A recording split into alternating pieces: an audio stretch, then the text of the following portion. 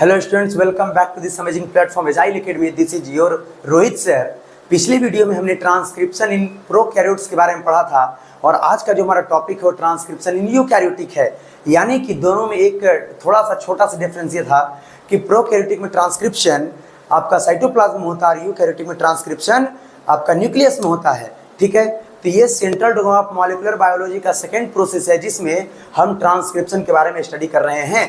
Central dogma of molecular biology ये कहती है कि जब एक डीएनए से आपका ओल्ड डीएनए से नया डीएनए जब बनता है तो उसको हम लोग रेप्लिकेशन कहते हैं। ठीक है, और जब आपका डीएनए से आरएनए का प्रिपरेशन होता है, जब डीएनए से जब आरएनए बनता है तो इस प्रोसेस को हम लोग ट्रांसक्रिप्शन कहते हैं, जो हम इस वीडियो में देखने वाले हैं। और जब आरएनए से प्रोटीन बनता है तो उसे हम ट्रांसलेशन कहते हैं। तो चलिए ये वीडियो को शुरू करते हैं। सबसे पहले हमें थोड़ा सा बेसिक डिफरेंस हमें पता होना चाहिए कि प्रोकैरियोटिक के ट्रांसक्रिप्शन और यूकैरियोटिक के ट्रांसक्रिप्शन में क्या बेसिक डिफरेंस है। तो बेसिक डिफरेंस में ये है कि जो प्रोकैरियोटिक में जो ट्रांसक्रिप्शन कंप्लीट होता है वो साइटोप्लाज्म में कंप्लीट होता है और जो यूकैरियोटिक में जो ट्रांसक्रिप्शन होता है वो सेल के न्यूक्लियस में कंप्लीट होता है। ठीक है, जो सेकेंड जो सबसे बहुत बड़ा डिफरेंस है प्रोकैरियोटिक और यूकैरियोटिक में होने वाला ट्रांसक्रिप्शन में, कौन सा डिफरेंस है? प्रोकैरियोटिक के ट्रांसक्रिप्शन में जिस एंजाइम का आवश्यकता होता है वो होता है आरएनए पॉलीमरेज। यानी एक ही एंजाइम से आरएनए पॉलीमरेज से आपका एमआरएनए, टीआरएनए, आरआरएनए, आरएनए के 3 टाइप होते हैं, तीनों टाइप एक ही एंजाइम से बन जाते हैं। But in the case of eukaryotic transcription उसमें क्या होता है कि तीनों आरएनए को बनाने के लिए हमें अलग अलग एंजाइम की आवश्यकता पड़ती है, जिसमें आरएनए पॉलीमरेज जो फर्स्ट होता है वो आरआरएनए बनाता है, आरएनए पॉलीमरेज जो सेकंड होता है वो एमआरएनए बनाता है और आरएनए पॉलीमरेज थर्ड जो होता है वो टीआरएनए बनाता है। वैसे भी आरएनए के 3 टाइप होता है, आपने पढ़ रखा है। ठीक है, इसमें जो आपको याद करने में आसानी भी होगी कि बस पॉलीमरेज 1, 2, 3, बस उसी में नाम को क्या कर दिया कि स्प्लिट करके 1, 2, 3 रख दिया गया है। ठीक है, इसके बाद जो थर्ड डिफरेंस, सबसे बड़ा डिफरेंस ये भी है, जब हम प्रोकैरियोटिक के ट्रांसक्रिप्शन को पढ़ रहे थे तो उसमें हमें कुछ फैक्टर्स आ रहे थे। जैसे ट्रांसक्रिप्शन को शुरू करने के लिए हमें जरूरी पड़ रही थी सिग्मा फैक्टर, रो फैक्टर की जरूरी, मतलब सिग्मा फैक्टर और रो फैक्टर हमें चाहिए था। ठीक है, तो यहाँ पर क्या है कि सिग्मा फैक्टर, रो फैक्टर आपको केवल प्रोकैरियोटिक में चाहिए। यूकैरियोटिक के ट्रांसक्रिप्शन में हमें सिग्मा फैक्टर, रो फैक्टर्स का रिक्वायरमेंट नहीं होता है। तो देखिएगा इसमें क्या कह रहा है कि ये सिग्मा हो गया और ये रो फैक्टर हो गया, हमने पिछले वीडियो में पढ़ा भी था। सिग्मा फैक्टर, रो फैक्टर्स रिक्वायर्ड, यहाँ पर प्रोकैरियोटिक के ट्रांसक्रिप्शन में सिग्मा और रो फैक्टर की जरूरत पड़ती है। साथ में आपका जो यूकैरियोटिक है उसमें इसकी जरूरत नहीं पड़ती है। ठीक है, तो जब इसकी जरूरत नहीं पड़ती है तो आखिर क्या ये सिंपल प्रोसेस है, क्या ये कॉम्प्लेक्स प्रोसेस है? तो आपको बता दें कि यूकैरियोटिक में ट्रांसक्रिप्शन जो होता है वो आपका आरएनए पॉलीमरेज से आरआरएनए बंद हो जाता है डायरेक्टली, आपका आरएनए पॉलीमरेज थर्ड से टीआरएनए बंद हो जाता है डायरेक्टली, लेकिन एक आरएनए है एमआरएनए बनने में थोड़ी सी कॉम्प्लेक्सिटी आती है। तो why the transcription takes place in eukaryotes is more complex than the transcription in prokaryotes? देखिए आखिर ये इतना कॉम्प्लेक्स क्यों है? इसके लिए कुछ कॉम्प्लेक्सिटी, यानी 2 कॉम्प्लेक्सिटी के बारे में हम लोग देखेंगे। पहली जो कॉम्प्लेक्सिटी है, हम ये पहले हेडिंग देख लेते हैं। In eukaryotic there are 2 other complexities. क्या कॉम्प्लेक्सिटीज आ रही है, क्या हमें डिफरेंस देखने मिल रहा है प्रोकैरियोटिक यूकैरियोटिक में, कि आखिर यूकैरियोटिक में होने वाला ट्रांसक्रिप्शन इतना कॉम्प्लेक्स क्यों है, इतना जटिल क्यों है? देखिएगा, पहला फर्स्ट जो कारण है वह रीजन ये है, क्या कह रहा है, there are at least 3 RNA polymerase in nucleus which makes different RNAs. यानी कि यहाँ पर आपका यूकैरियोटिक में जो ट्रांसक्रिप्शन हो रहा है उसमें जो आरएनए बन रहे हैं, तीनों आरएनए को बनाने के लिए हमें 3 अलग अलग आरएनए पॉलीमरेज एंजाइम की एसेंशियलिटी हो रही है। सेकंड कारण देखिएगा, सेकंड रीजन देखिएगा, ये बहुत बड़ा और इंपॉर्टेंट रीजन है, वेरी वेरी इंपॉर्टेंट। ठीक है, क्या है कि prokaryotic RNA contain coding sequence. Prokaryotic जो आपका आरएनए जो बना, यानी कि उसमें जो आरएनए का जो फॉर्मेशन होता है, प्रोकैरियोटिक में जो आरएनए जो बनता है वह आरएनए उसमें कोडिंग सीक्वेंस होते हैं। कोडिंग सीक्वेंस क्या है? वह सीक्वेंस जो सीधा आरएनए से प्रोटीन में कोड करते हैं, मतलब वो एलिजिबल होते हैं डायरेक्टली प्रोटीन बनाने के लिए। कर रहा coding sequence, but eukaryotic hnRNA has many non coding sequence. यानी कि आपको बता दें कि जब हम प्रोसेस देखें, उसमें प्रोसेस देखने के लिए जब प्रोसेस को हम लोग कंप्लीट करेंगे, उसमें हम देखेंगे कि वहां पर आपका एमआरएनए, टीआरएनए, आरआरएनए में आरआरएनए, टीआरएनए बंद हो जाता है, लेकिन एमआरएनए नहीं बन पाता है। एमआरएनए डायरेक्टली नहीं बनता है, उससे पहले वह एचएनआरएनए बनता है, यानी हेट्रोजीनियस न्यूक्लियर आरएनए। यह हेट्रोजीनियस न्यूक्लियर आरएनए जो होता है उसके पास बहुत सारे नॉन कोडिंग सीक्वेंस भी होते हैं जो डायरेक्टली प्रोटीन को कोड नहीं करते हैं, जिससे इस आरएनए को प्रोटीन बनाने में थोड़ी दिक्कत होती है, प्रॉब्लम होती है। क्यों? क्योंकि इसके पास जो नॉन कोडिंग सीक्वेंस होता है उसको बोलते हैं इंट्रॉन्स, और कुछ कोडिंग सीक्वेंस होते हैं जिसको बोला जाता है एक्सॉन, जो आगे वीडियो में आप लोग को मिलने वाला है। ठीक है, इसीलिए this non coding sequence introns to be removed to make mRNA. तो हमें क्या करना होगा कि अगर हमें आरएनए से प्रोटीन बनाना है, आरएनए से अगर प्रोटीन बनना है, तो उसमें क्या होगा कि वहां पर इंट्रॉन्स को रिमूव होना पड़ेगा और जितने भी एक्सॉन से सब क्या होंगे, ऐड होंगे। तो चलिए हम लोग प्रोसेस को समझते हैं कि प्रोसेस आखिर क्या होता है। सबसे पहले डीएनए के जो डबल स्ट्रैंडेड स्ट्रक्चर है, दोनों स्ट्रैंडेड आपस में अनवाइंड होंगे, ओपन होंगे, अनजिप होंगे। ठीक है, तो हम मान लेते हैं कि ये डीएनए में, ये जो ऊपर आप देख रहे हैं, ये डीएनए का स्ट्रैंड 1 हो गया और ये डीएनए का स्ट्रैंड सेकंड हो गया। डीएनए के 2 स्ट्रैंड हो गए।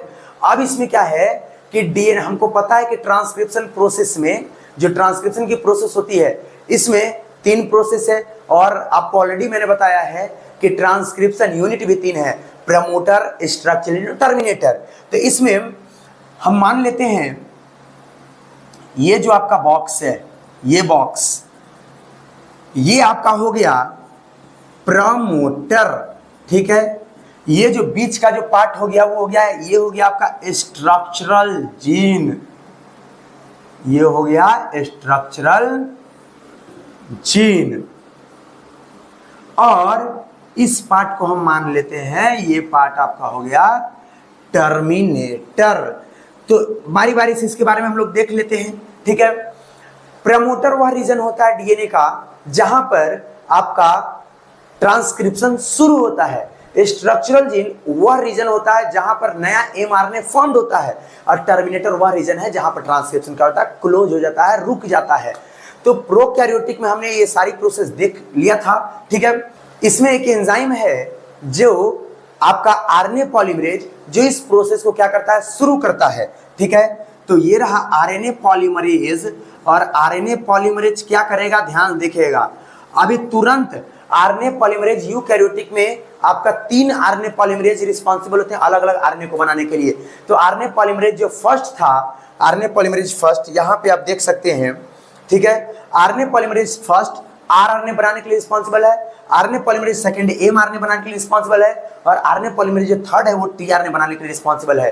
तो आपका यहाँ पर RNA polymerase first, RNA polymerase third, ठीक है, जो आरएनए पॉलीमरेज फर्स्ट और थर्ड है वो आराम से फर्स्ट वाला और जो थर्ड वाला आरएनए पॉलीमरेज है वो आरआरएनए और टीआरएनए, ये दोनों आरएनए बना देते हैं। लेकिन आरएनए पॉलीमरेज सेकंड जो है वो डायरेक्टली एमआरएनए नहीं बना पाता है।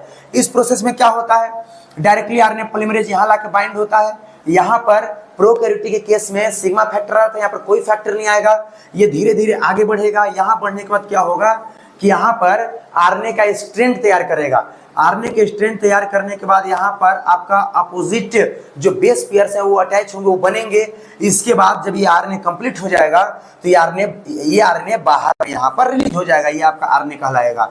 ठीक है, तो ये आरएनए या तो टीआरएनए होगा या तो आरआरएनए होगा, ये एमआरएनए नहीं होगा। आरएनए पॉलीमरेज सेकंड के केस में क्या होता है कि वो जो आरएनए जो बन के जो निकलता है, जो आरएनए रिलीज होता है वह डायरेक्टली आरएनए नहीं होता है, वह कहलाता है एचएनआरएनए, यानी कि हेट्रोजीनियस न्यूक्लियर आरएनए। ठीक है, तो चलिए यूकैरियोटिक के कंप्लीट हम लोग प्रोसेस को देखते हैं। सबसे पहला इसको फिर से एक बार रिकॉल कर लेते हैं। आरएनए पॉलीमरेज नाम का एंजाइम प्रमोटर रीजन से बाइंड हुआ, यहाँ पर बाइंड होने के बाद ये प्रोसेस को शुरू करेगा। शुरू करने के बाद स्ट्रक्चरल जीन होता है, वहां पर आरएनए बनना शुरू हो जाता है और आपका टीआरएनए आरआरएनए डायरेक्टली बन जाते हैं। बट जो एमआरएनए है वो एमआरएनए न बनकर वह एचएनआरएनए बनता है, और एचएनआरएनए में चूंकि कोडिंग और नॉन कोडिंग दोनों सीक्वेंस पाए जाते हैं, तो इसमें भी थोड़ा सा एक एक्स्ट्रा एक्टिविटी होती है, उस एक्टिविटी के बारे में भी हम समझेंगे। ठीक है, तो एक्स्ट्रा एक्टिविटी क्या है जरा ध्यान दीजिएगा। हेट्रोजीनियस न्यूक्लियर आरएनए जो है वो आरएनए पॉलीमरेज सेकेंड से बनता है, जो कि क्या कहलाता है, इसको हम लोग प्रीकर्सर आरएनए बोलते हैं, प्री एमआरएनए बोलते हैं, और इसी को हम लोग एचएनआरएनए बोलते हैं, जिसको हेट्रोजीनियस न्यूक्लियर आरएनए बोला जाता है। ये क्या होता है कि हेट्रोजीनियस न्यूक्लियर आरएनए थोड़ा एक्स्ट्रा एक्टिविटी में जाता है। क्या? HnRNA need to go through post transcriptional modification. ध्यान दीजिएगा, पोस्ट ट्रांसक्रिप्शनल मॉडिफिकेशन, यानी कि आपका ट्रांसक्रिप्शन होने के बाद भी, पोस्ट का मतलब क्या होता है, पोस्ट का मतलब होता है बाद में। ठीक है, ट्रांसक्रिप्शन के तुरंत बाद, थोड़ा बाद क्या होता है कि वो एक एक्स्ट्रा एक्टिविटी में चला जाता है, क्योंकि वो एमआरएनए तो है नहीं। कौन कौन सी एक्टिविटी भाई? Capping, telling, splicing. ठीक है, क्या करने के लिए? टू मेक एमआरएनए, एमआरएनए बनाने के लिए। ठीक है, तो हमारे पास एक ये रहा आपका एचएनआरएनए, ये जो है ये एचएनआरएनए है। ठीक है, ये आपका एमआरएनए नहीं है, एचएनआरएनए है। इस केस में क्या होगा, चलिए समझते हैं थोड़ा सा, देखिएगा क्या होगा। पहला, इसमें 3 प्रोसेस बोला गया कि एचएनआरएनए आपका कैपिंग, टेलिंग और स्प्लाइसिंग से गुजरता है। पहला जो प्रोसेस है कैपिंग। कैपिंग क्या है? कैपिंग प्रोसेस में 5 प्राइम पे क्या होता है कि methyl guanosine, 5 methyl guanosine triphosphate add होता है, जिसको हम लोग MGPP भी कहते हैं। ठीक है, यहां पे आपका इस पोजीशन पे ध्यान दीजिएगा, इस पोजीशन में 5 प्राइम पे क्या होता है कि MGPP यानी कि आपका मिथाइल गुआनोसिन ट्राइफॉस्फेट जो होता है gets attach on the 5 prime of hnRNA. HnRNA के 5 प्राइम पे जब MGPP ऐड होता है तो इसको हम लोग बोलते हैं, इस प्रोसेस को बोलते हैं capping. On the other hand telling क्या है? देखिए, टेलिंग में क्या होता है कि 3 प्राइम पर एडिनाइलेट, जिसको हम लोग एडिनोसिन मोनोफॉस्फेट,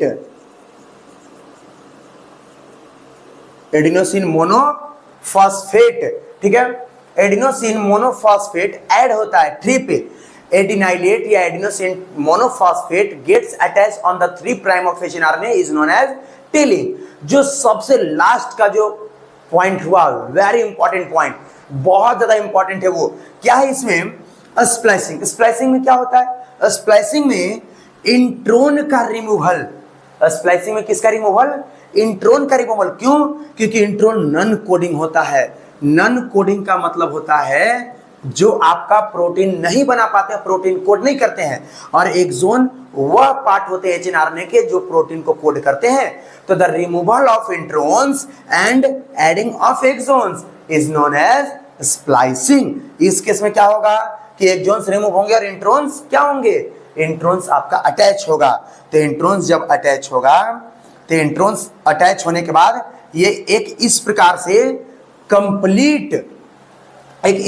कंप्लीट आपका यहां पर एमआरएनए का 5 प्राइम से 3 प्राइम, ठीक है, डायरेक्टली, और ये सारे के सारे एक्सॉन हो गए। क्योंकि यहां पर क्या हुआ, इस केस में क्या हुआ कि यहां पर ये जो आप व्हाइट कलर में जो देख रहे हैं, व्हाइट कलर में ये जो व्हाइट कलर में आप देख रहे हैं, ये सारे क्या थे? इंट्रोन थे। इंट्रोन को हमने रिमूव कर दिया। रिमूव करने के बाद इंट्रोन को हम क्या करते हैं कि इसको ऐड कर देते हैं। ठीक है, ये सारे के सारे जो आपके एक्सोन बचे वो सारे ऐड हो गए। तो ऐड होने के बाद कंप्लीटली एक्सोन्स हो गए। एक्सोन कहने का मतलब ये है कि कोडिंग सीक्वेंस होते हैं जो प्रोटीन को कोड करते हैं। ठीक है, तो डायरेक्टली ये आपका मैच्योर mRNA बनकर फाइनली तैयार हो जाता है। ठीक है, तो ये था यूकैरियोटिक में ट्रांसक्रिप्शन। आई होप आपको ये वीडियो बहुत अच्छा लगा होगा। मिलते हैं central dogma of molecular biology के नेक्स्ट वीडियो में, जिसमें हम डिस्कस करेंगे ट्रांसलेशन के बारे में। That's all.